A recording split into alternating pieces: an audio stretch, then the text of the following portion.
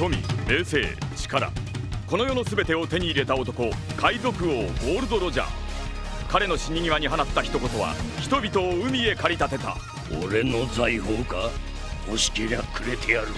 探せ、この世の全てをそこに置いてきた。男たちはグランドラインを目指し夢を追い続ける。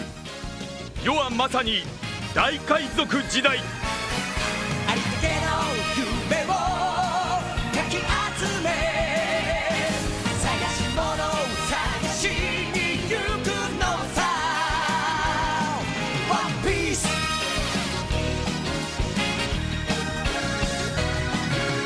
羅針盤なんて渋滞のもと、熱に浮かされ漢字を問うのさ。誇りかぶってた宝の地図も確かめたのなら伝説じゃない。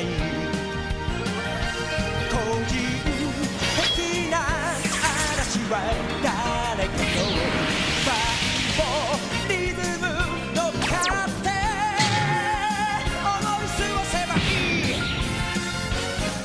ありったけの夢をかき集め、探し物を探しに行くのさ。ポケットの恋、それと You wanna be my friend。